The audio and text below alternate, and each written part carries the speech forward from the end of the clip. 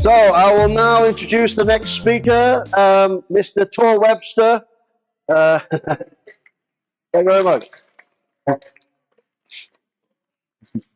And technical assistant.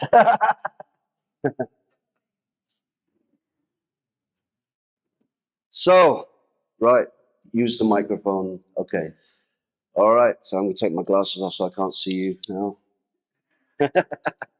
All right, first of all, thank you very much for supporting this brand new festival. It really means a lot to me and all the people involved. So thank you very much, and coming out on this lovely cleansing Monday, bank holiday Monday of the Easter Monday.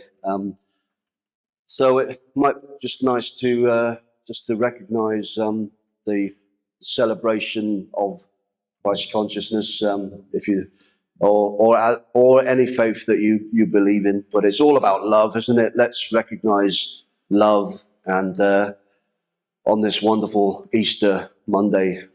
And pretty much Easter is about, as Christmas is, about people coming together, family coming together, community coming together, celebrating love and family and community. So, and pretty much that is what the talk is about. Okay, so thank you very much. Bye.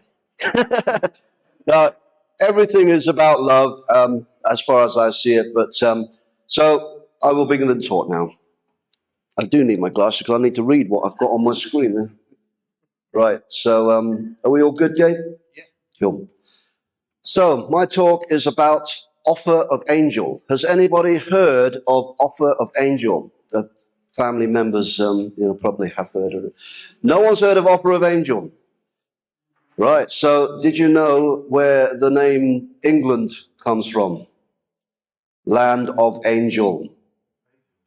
Land of Angel. There, yeah, I just said it. You knew that, yeah. So this is the angel, basically, that gave us the name of our country, Land of Angel, and it was Offa that came here after the Romans left our country in a complete mess, and well, maybe not a complete mess. They built some quite amazing buildings and did up our road system. And what have the Romans ever done for us? You know that old joke. But yeah, they abandoned the British country, and the Picts started to invade, and the Britons freaked out and said, right, we need our cousins to come and support us, come and help us. So they called in the Angles. But I will talk more about this, but I just wanted to set the scene before I really start, because as you see, no one has heard of Offa of Angel. So first of all, just a little bit of background about who I am. I am a tour guide here in Glastonbury. I do all the sacred sites, and we are expanding globally, bringing myths and legends out into the world with our fantastic new app, Artio, which hopefully you've found out about. And this event is kind of like connected to that, as everything is connected.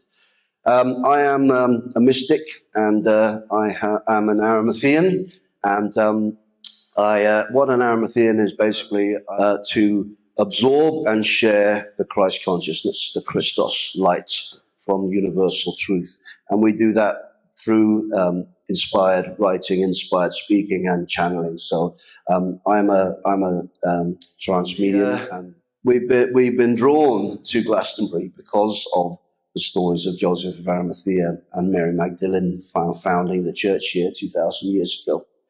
And my father was also drawn here to the stories of King Arthur, and he was also obsessed. Well, I wouldn't say obsessed, but he was fascinated by the story of King Arthur, and he wrote a book called "The Grail is Here." So basically, his conclusion, as we have concluded a number of times in this conference, that the Grail is basically the heart, is the love. It's many things, but really it is as an Arimathean to receive the universal truth and love and give it, as we often do in Glastonbury in all of our faiths and traditions. So yeah, I just wanted to kind of give you a little bit of background. So my theory is that, and there are many, many theories, as I have said here, and that is the great thing with the story of King Arthur, that there are as many stories of King Arthur as there are people telling them. And the real King Arthur story is the hero's quest. And the hero's quest has been personalized by everybody, and we all have our own hero's quest. But really, King Arthur is one of the greatest heroes in our understanding, in our culture. And the word culture, actually, interestingly, is believed to come from cult of Tor, which is Thor, the god of thunder, which is the ancient kind of Nordic connection, cult of Thor, culture. And the chivalrous elements of King Arthur being connected to the divine feminine. And the divine feminine is a massive, massive part of the King Arthur story, as we know, the Grail Maidens, the Guinevere, which Gwyn, shining, Avere, beauty, the shining goddess, the divine feminine. And much symbolism and magic is connected around it. And that also is then open for propaganda and abuse of it as well. So there's always, as everything, the divine scales of Michael, the balance of good and bad, is it not? So I'll address that as well as we go as well. So yeah, I'm not claiming to have found King Arthur. You know, I don't want to find King Arthur, but I'm putting out another idea of King Arthur. When I do my book, I might actually call it Another Theory of King Arthur. That might be quite telling. But I would love to have a conversation with you, because this is actually quite new information that came to me, and I'm developing, and I eventually would like to put a book together about it. So the input of you and your ideas of what I'm sharing would be fantastic at the end of it.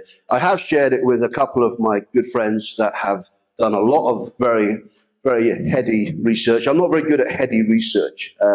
I'm not going to apologize for that, because I'm in the heart, you know, and there are many people who are head and heart, and hopefully I'm getting there. But it's a journey as well. That's actually the hero's quest, from the head to the heart to the Grail, the search for the Grail, from the head to the Grail to the heart.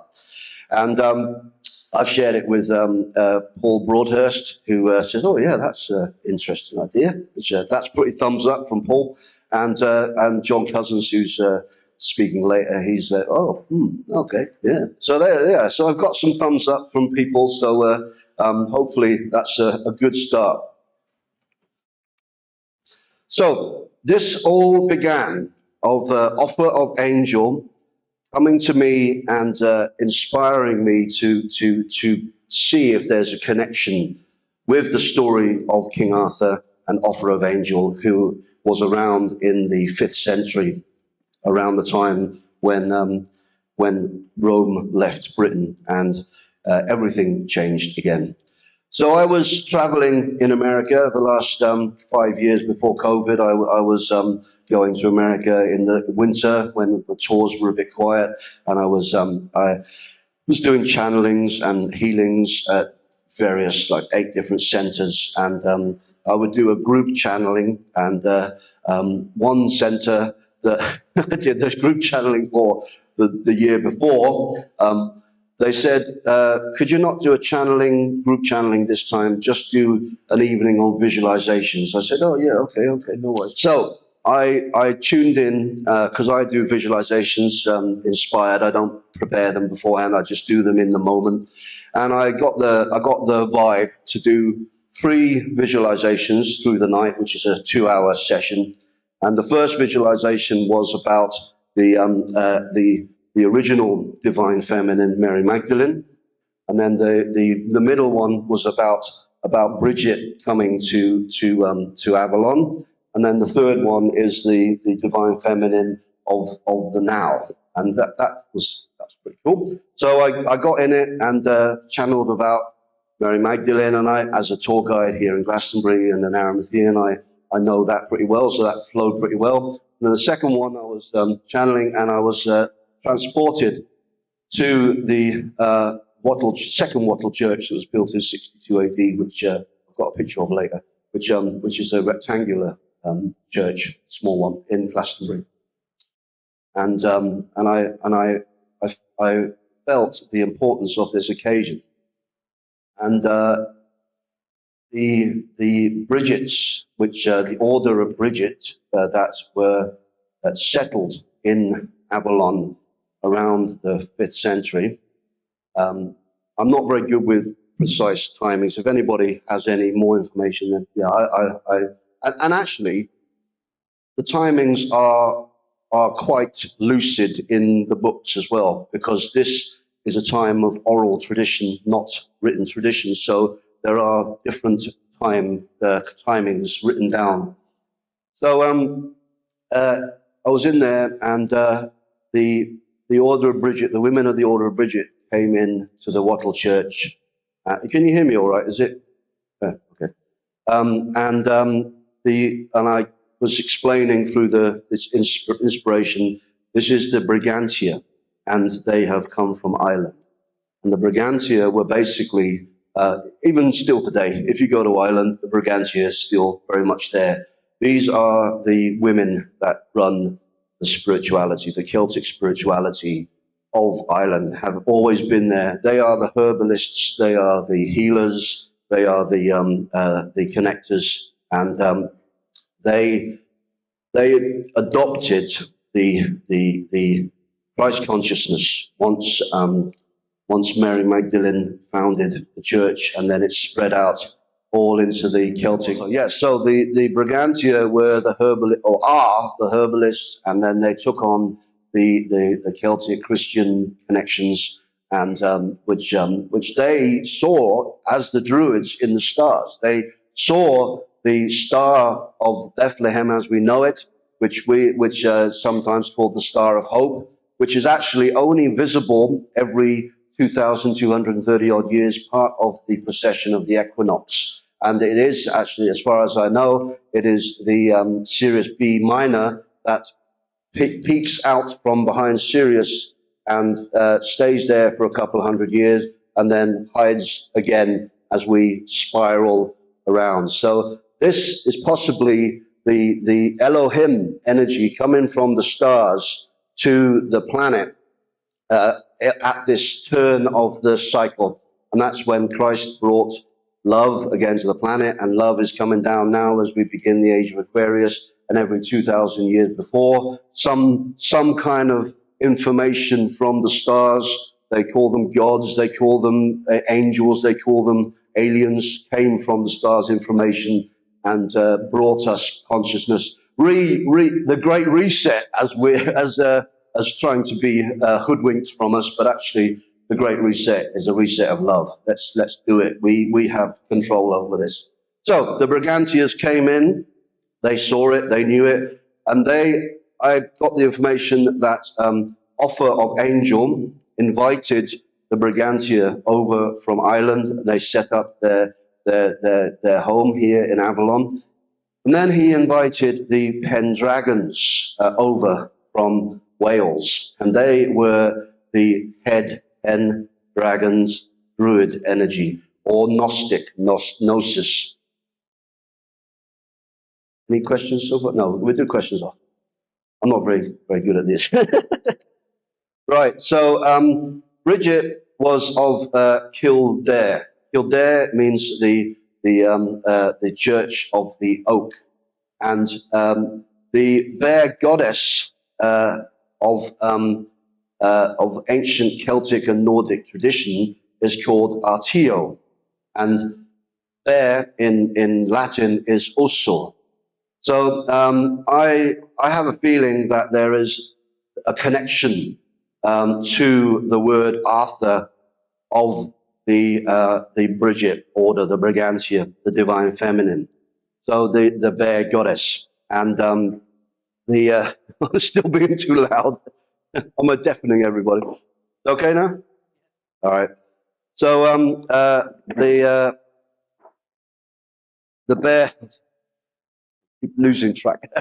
It's all right. It's all right. Okay, I can do. I'm a tour guide. I do this all the time. I take I call it herding unicorns, not herding cats, but herding unicorns. So yeah. So the bear that Arthur is recognized in many ways is more feminine than actual masculine. Because if you think of a bear, the head of the bear family is the mama bear, isn't it? You know, when you think about it. And I'll touch upon that a little bit later as well. And also, we in Glastonbury, we have an Arthurian legend, which I share regularly on my tours, that he was here and he was staying with the Order of Bridget. 3 nights running, he had a vision telling him to go into the chapel on the Bridget Mound, which was originally called the Beckery, which some people still call it that. But it was called the Beckery because it was the beekeepery of the abbey. So that's where the bees were kept on that island. And he had that vision, and he went into the chapel, and he was greeted by a shining beauty, which I think was Mary Magdalene coming to him. And before that, he was very much of the Druidic, pagan, heathen traditions. He had the shield of the Pendragon from his father, Uther Pendragon, and as he got this vision from Mary Magdalene, I believe, Mary Magdalene encompasses all Mary the Mother and Guinevere. Bridget, all of them, Caragwin, yeah, Lilith, you know, they're all, as we have the incense Lilith incense there, little plug. I'll do another one later. Yeah. So it's more the goddess, of course, which we have again, the shrine, the goddess temple reborn by Kathy Jones in the 1980s. So it's again that cycle. It's all about cycles. So he went in there and he received this vision, and I believe that was the time when he merged the Druidic, his Druidic path with the Celtic Christian path, and united the two together, which again is kind of like the masculine and feminine coming together. The Druid being the masculine, and the Celtic Christian Church being Mary Magdalene, the feminine. Then the shrine was actually built by him, where now we have Morrison's car park. One day it will be like the king's bones being found in the car park. We'll dig in the Morrison's car park in the next 100 years, and we'll reconnect to that shrine. But the Catholic Church was placed in alignment of that shrine, and today it's still called the Shrine of Our Lady Mary, the Mother, and beautifully Catholic Church honoring the divine feminine and not having the crucifixion at the high altar, and a wonderful a tapestry of the other more Celtic saints as well, including Joseph Ramsey. So Pendragon, Sir Pendragon, I believe, was the Druids that came from possibly Anglesey. I think Anglesey in 2,000 years ago connected to Boadicea, bringing the Druids over to Anglesey, and that was very much a seat of the Druids. And in this visualization I was doing in America, the Druids came from Ireland, the Pendragons. And the Pendragon, I was given a vision as part of this, that the Pendragon, which means pen, head, dragon, which is the Gnostic, and also the ley lines, the energies of the ley lines, that the ley lines, when they are underground, they look like serpents because they're made up of multiple toroidic spirals, like donut spirals. So they kind of like a kind of serpent-like energy in the ground. And I believe that these Pendragons would go to the points where the male and the female line cross the nodal point. So how ley lines work, you have a straight line that goes all the way around the planet, like the Rainbow Serpent line. In England, it's called the Michael ley line. And then connected to that straight line, you have like in electricity, you have the positive and negative currents, which are the male and the female. And with the Michael line, you have the Michael line, and again, the Michael line. I wish they would call it the Yeshua line. It would make a lot more sense. But the reason they called it the Michael line is because Paul Broadhurst and Hamish Miller that named it, they found many churches like the one we have on top of the Tor, and many of the churches on top of the hills, which relate to the male energy, they were dedicated to St. Michael. So that's why they called it the Michael line. But all these churches are dedicated to Yeshua as well. So, why not call it Yeshua line? One day, maybe. I don't know. We'll have to rewrite the book. And then the Mary line was discovered actually whilst they were traveling down the Michael line. They kept on feeling another current which they weren't expecting, and then they tracked the Mary line and called it the Mary line because it went through a lot of churches. Again, in Glastonbury goes through the Mary Church of the Catholic Church. So, and also the original Mary Church, which is the Lady Chapel in the Abbey, of course, which was built on the site of the Wattle Church. So they would stand at these nodal points, and they maybe want to do it actually. They would connect to that nodal point where the masculine and feminine cross, and they would raise the energy up the body, connecting to the Kundalini serpents in the body, and the masculine and feminine Kundalini serpents would rise up to the pineal gland and bite the pineal gland, which is the physical third eye, and they would bring the poison and the electric, of which are considered poison as well, into the pineal gland, activating the pineal gland. And poison is both deadly and also healing as well, the extreme energy, the extremes of the two. And that would activate the left brain hemisphere and right brain hemisphere, becoming the winged serpents, the caduceus, and becoming then for the dragons, the plumed serpent, the dragon. And then they would fly out into the north, south, east, and west, which is north being earth, east being air, south being fire, west being water. And then we would energize the elements and become one with nature. So I believe that was what the Pendragons were doing, and encouraging us to. Oh, have I lost? No, that was me, wasn't it? And that's something we can connect to today. And also Pendragon were the head of the Druidic order. So probably these visualizations were reserved for the head of the heads of the Druids. A Druid meaning Druidic in ancient Norse. Dru means drink, and ek means oak, drink of the oak, because the ancient Norse used to sit by the family oak tree or the family oak grove, because they only lived for about 1,000 years, and then they're replanted. So they would sit in the oak grove of their family where their ancestors were buried beneath, and they would absorb and talk and meet their ancestors at these oak groves. So that's as I see Druid, and actually it's become now part of the Gaelic language in Scotland, where Drua now is oak as well. So it kind of has a cycling effect. So we had the Brigantia in my visualization. We had the Brigantia there. We had the Pendragon there. And I believe that Offa, once he had done all his fighting of the Picts and sorting out the country with his pretty much single-handedly, which I'll come to, he then wrote up or incantated, probably didn't even write it, probably incantated a peace incantation, a peace agreement between the women of Ireland, the men of Wales, and the people of then being created the land of Angel, England. And I believe that was when England was created. Not part of our history. And that was done in the Wattle Church.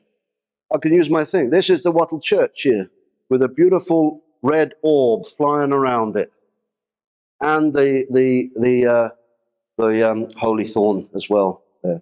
So this is the second Wattle Church, which was built in 62 AD. The first one was, of course, the circular Wattle Church with the 12 huts around it. I have an image of that later. I got to keep you on your toes and prepare for the next bit. So, was Offa real? That is what everybody's asking now. What is this man talking about? Is he actually going completely bonkers, or is there any sanity to his theory? Yes, he was real. And the first place I really got to know him was in the Saxo Grammaticus, am I saying that right? The history of the Danes, written by Saxo, blah, blah, blah, blah, blah, blah. You can read it. I'm dyslexic, by the way, in the 1180s. And Offa was, had a numerous amount of names, and he kind of, because again, it was an oral tradition. It wasn't written down until the beginning. Well, pretty much just about 1,000 years later. You know, well, no, sorry, not 1,000 years later. What I'm talking about. Anyway, in the 1100s, mainly was when they started writing about these people, which I'll explain a bit later as well. So he was called Ufi in the Danish history, which how would you say that, Mum, in Danish with that spelling? Would it be more Ufi, Ufi, there? Yeah, so with the I would be more or less sounding like an A. Yeah.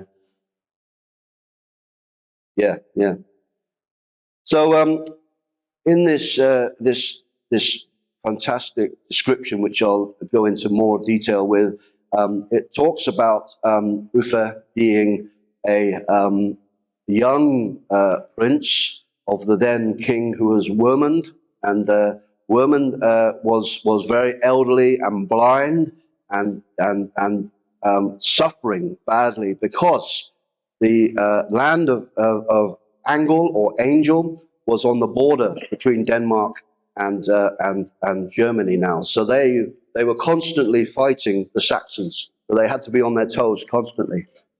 And the Saxons were threatening to invade again. And Wermund was very concerned because he couldn't fight. He was blind and he was old. So he said, who is going to stand for our community? Who is going to fight for us? Are we going to fight? And no one said anything. And suddenly this voice came from the crowd, I will fight. And he said, who's that? And he said, and there's someone, his advisor said, it's your son. And he's Offa. And he said, no, my son has never spoken. He's dumb. He said, no, he just spoke. You heard him. And he said, bring him to me. And he felt his hands. He said, yes, that is Offa. Are you offering to fight? And he said, yes, Father, I will fight. And there's the words after that, after he said, yes, I'll do it. And they said, well, why have you never spoken? What? He said, well, I didn't feel I needed to. I had nothing to say, but now I must stand. And he then said, the man is free to speak his thoughts, whoever he is. And that is really, really powerful, you know, because at the beginning was the Word, and the Word was love. And we need that. We need that again, that basically everybody has the right to say what they want and when they want to say it. And then, you know, things might start to get better. So, the bear warrior, the bear king, again, I was talking about the name Uso and the feminine Artio, and also Ursa Major, of course, which in the Nordic history was also the big bear. And I'm sure everybody's heard, and probably everybody has been there. Tintagel, hands up, Tintagel.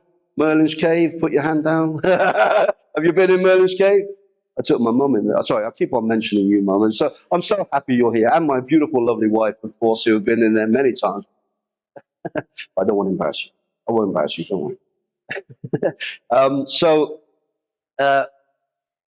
Paul Broadhurst, who I mentioned, if you don't know his work and you're interested in ley lines, you have to get The Sun and the Serpent. That is the book about ley lines. They rewrote the knowledge of ley lines. He is the to me he is the unofficial archdruid of definitely of Cornwall, but probably of England, if not Britain. But anyway, he informed me that the stone in the crystal stone that came from the southern part of Cornwall in Saint Matriana Church, which is actually a church dedicated to the Divine Feminine, up on top of the hill opposite the Tintagel Island.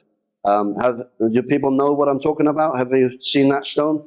You know, have you heard about Matriana Church, which actually means the matriarch? This is the parish church of Tintagel, and in the graveyard you'll see it. It looks from afar, it looks like a kind of a gravestone, but you get up close, you'll see that it's a crystal stone made up of smoky quartz, and calcite, and it's a kind of a rounded stone, and that's been there thousands of years, way before any building was there, and the church is built on the early Christian chapel and hermitages there in the Cornwall, kind of way before the rest of the country. Well, the Celtic regions were way before England anyway. And when you stand at that stone, you'll realize you are on the height of that hill, and the Morgana ley line is coming from the island towards you, and the Merlin line is going out through town, which they cross on the island. And if you stand there on the winter solstice, the time of Capricorn, you would watch the rising of Ursa Major, and as it's being born out of the Tintagel Island, which was not a castle. Sorry to burst your bubble if you go there and was expecting a 5th century castle. There was not a castle there, as far as I know. There was a monastic settlement there and a chapel, beautiful early Christian chapel, and also a Roman period villa as well. And this area was famous for tin mining. So possibly even one of the homes of Joseph of Arimathea and Mary Magdalene, possibly. You watch over the island, you will see the birthing of Ursa Major, which is the birthing of Arthur, birthing of King Arthur. Arthur, I believe, is not a term that was made up for this king in our books from the 5th century. It's an ancient, thousands and thousands and thousands of years old term for berserker, which is a term that is already very, very old. Berserker means bear skin, and the bear warrior. When kings were real kings, they were standing for our sovereignty, standing for the people, standing for the community. They were at the front of all fights and all battles. They were battling against evil in many, many ways, in spiritual ways, in physical ways. So the berserker, which is a bear warrior, it means bear skin. And this term, bearskin, comes from, how am I doing for time? Did you keep an eye on my time? How am I doing, all right? 10 to 11. What does that mean? 10 to 11. Oh, shit. Blimey. God, I'm waffling, aren't I? Terrible. All right, I'll have to get to the point then. Oh, right, okay. Do you mind if I go over a bit? All right. All right, okay. So the berserker was basically a bearskin, and the young warriors would in Beltane, in Imbolc, 1st of February, they were sent out at 12 or 13 to get their bearskin, and they would go to the cave of the bear, the mama bear, and they would make a noise of a distressed cub. And this is in the Nordic, the ancient Norse the mama bear would run out of the cave and raise on her 2 feet, and she has a pelt, and then the young warrior had a spear, and he would stick, it's not very pleasant, sorry, stick the spear under the pelt and in the ground. And then the only thing that she could do is go down on all fours, therefore killing her instantly. But it was designed for the young warrior to safely obtain the bear skin, which became that warrior's armor for the rest of his life. And that's where the berserker comes from. And berserk means going crazy, because these berserkers would come into battle and they would take fly-agaric mushrooms and they would lose the plot and go berserk, and they would go crazy. And that's why partly they were also very, very good warriors, because they were completely out of their head, a bit like me. I must have been in one of those many, many times. Right, I don't need, oh yeah. So I have said that already, when Rome left this country, the Picts started invading, and they invited the, oh, here we go. They invited the Angles to come over, because Offa was the overlord, not only of the Angles, but also he had just won battles over the Saxons, and the Utes had basically said, okay, yeah, we'll follow you as well. And this was actually quite a tradition of that area, the overlords of running the whole of the Norse.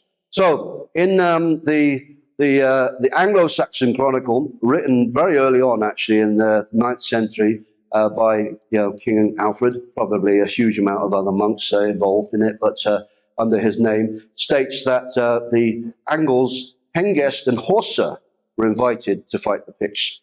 And Hengest and Horsa actually means stallion and horse.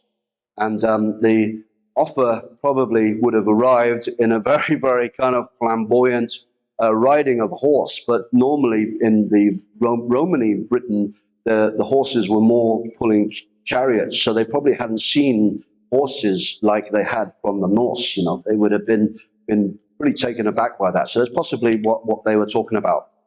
There's a fantastic book which I recommend. It's pretty out there, but it's really well worth a read. The God Kings of Europe, and Hugh Montgomery links Offa of Angel with the Druidian bloodline, and basically he says that Offa came from the line of Joseph of Arimathea, and let me find out where I was. I'm trying to go quickly now. I want to get the bits out there. So yeah. So here, Bede says that there was sons of these 3 people back to Oden, and in the lives of Offa, that was also a book written in the 13th century, says that 3 generations back to Oden. And in the Danish book, it says that Offa's ancestor back 3 times married and had children with a British princess. So it's possible that this British princess was connected to the daughter of Joseph of Arimathea and King Aravagus, who I believe was Sarah, not the daughter of Mary Magdalene and Christ, but actually the daughter of Joseph of Arimathea and the daughter of King Aravagus, bringing the Davidian Christ bloodline down and mixing it with the royal bloodline. That was part of the agreement that King Aravagus had with Joseph of Arimathea 2,000 years ago. But she was probably mistakenly made to be the daughter of Mary Magdalene, because Mary Magdalene would have taken her sister, young sister, under her wing and taught her the ways of the priestess, the ways of Magdalene, which means it's a term of priestess, which means the vesica, the almond, Magdor. So this is the Wattle Church, the original settlement, and Joseph of Arimathea and Mary Magdalene. And William of Malmesbury in the early 12th century said this quote, I'll let you read it because I'll just take ages to read it. Basically, the church was not built by human hands, as it is biblically said. So this is really the gold dust book of my research, the book written earlier than the 1200s. This historian Michael Swanton has dated it much earlier, also written by monks about the two offers. The one being Offa of Angel, who was around in the 5th century, and then his descendant, is that the right term? I get confused. Was Offa of Mercia many hundreds of years later, which also a very famous Offa as well. And the reason he took on that name was to honor his ancestor. This is, we can flick through these. Interesting, these are images from the Offa book, and the shield of Offa is there, which is very similar to the shield of King Arthur, who built the equidistant cross with the shrine of Our Lady in the corner, which was the shield of Glastonbury for up until when the abbey was destroyed in 1539. Basically, the second shield was created as the skull and crossbones of Blessed Richard Whiting. Ask me later. This is where Offa was mentioned in Widsith, the traveller's song, written in the late 10th century, so very early on also, explaining of how he was an amazing warrior. And also, probably you have heard him being described in Beowulf. This will be available online. I'll give you all a link to the talk online because I'm rushing through it, so you get a chance to read it online. So I do apologize, but I've highlighted the parts where Offa was mentioned in this, basically quite randomly mentioned, but all of these books put him firmly in history, and most of them firmly in Britain also. So now we jump forward, rush through it, to the 12th century. And this is the matter of Britain and the matter of France. Has anybody heard of this? Again, this is something everybody needs to know. So the matter of Britain is basically where King Arthur stories were written. And this was written in the time of this man, Henry II, who was born in France, in Brittany, and he came over to be the King of England, and he funded all of these books. This is all written in this fantastic book, Henry II, written by Martin Avoul, and he basically says that Henry II was these are all the books here that were part of the matter of Britain, including Citron de Troyes, the Geoffrey of Monmouth, Lamian, all of these French, Robert, all the ones we know, basically, all connected to this story, which basically was funded by Henry and his son to basically turn the story of King Arthur from a heathenish Dane, bloodthirsty berserker, to a good Romanic Christian king, which is far more suitable for the growing Catholic country, of course. So possibly propaganda, possible, but well worth researching. And also Henry II, he introduced Knights Templars into England, and he gave land to the Knight Templars, the first Knight Templars of England. And in 1184, the Templars' English headquarters in London in New Temple was built, and they founded that as basically the New Jerusalem in London. But also we know Glastonbury is the New Jerusalem. So I'm flicking through this. This is the big one. This is what blew my mind, Excalibur, because that is the thing everybody thinks about with King Arthur. I'm not going to read all this. So basically, in the Kings of Denmark book, a brief kind of description of this. I will wrap up soon. Sorry. I need to be down there and telling myself to get on with it. So basically, Wermund, as I said, the king was blind and old and very unwell. And Offa was trying to learn how to fight those Saxons, and every sword he used would break into shards. And then Wermund said, I have a magical sword, but I buried it in this field somewhere, and I'm blind and I'm old and I can't remember where I buried it, so let's go out and find it. So they went out, the two of them went out, and Offa found that sword, and he raised it out of the ground. Yeah? So in Denmark at the time, they had Crucible Steel swords. Crucible Steel are basically a much stronger steel that originated in India and Sri Lanka around this time. And this is I love these illustrations. I nicked off the internet, but it's got that shape that that you're familiar with, the Japanese knives. You have that crucible kind of shaping on the swords and the stuff. So very, very powerful steel. So this is historical, and this was the Offa got this sword, and he would literally cut his army down the center, literally, and possible. And he brought that sword over to Britain, and single-handedly, it says in historical kind of books from the medieval times also, that he killed like 50 people on his own because he had this sword.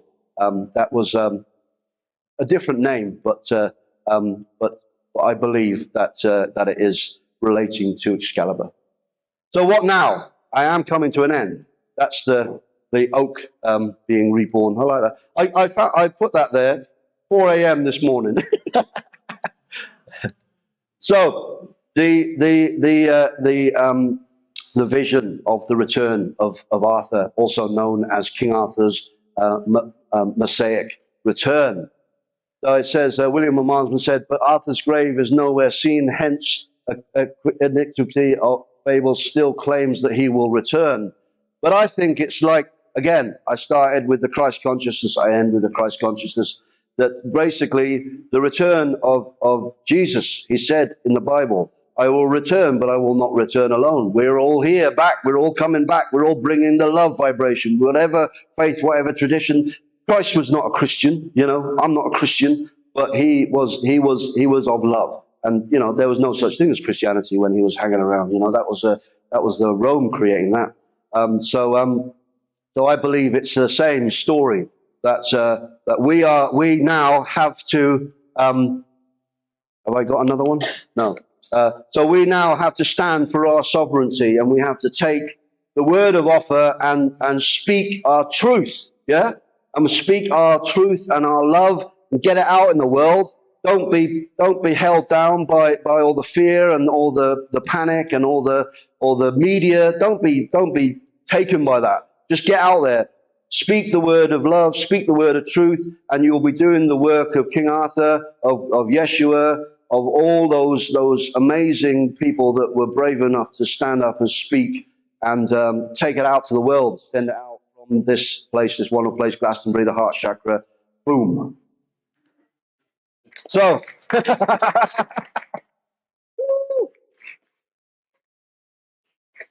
what do you think then? Yeah, please. Because right at the beginning you said, I am them, and I was thinking to myself, you're more than that, you are Messianic family. And I was just speaking with these two women earlier, saying that there's the huge soul family called the Messianic family, who are all of those who walk with Yeshua, and all who have ever held Christ consciousness on the planet. And when you finish with that King Arthur's return of the Messianic family, this is right now. And my guides have been saying that the Messianic family is a huge formula of vibrational frequencies and energies. It's the most prevalent energy on the planet right now. Tune into it, because that's our family taking us home. And also physically, because it is a bloodline. And it's a strong bloodline, blood, other bloodlines that are not so strong, they die out. Things come, things go, but a bloodline like that, and the Knight Templars, as I mentioned, connected, they were searching to prove that they were of the Christ bloodline, the Davidian bloodline, because that made them strong, a character. Maybe the 144,000, who knows, maybe there's connections there. And I meet so many people all over the world that speak this language, and they speak the language of love. And as soon as they speak the language of love, I know they're on the love vibration, they're on the love stream of consciousness. And we're all, all you guys, I feel you are, we're all there, and, even if you don't feel it, that is happening, and you're riding the wave, Any other questions? You want to go to the toilet and have a coffee? Process. All right, wonderful. Thank you very much, everyone.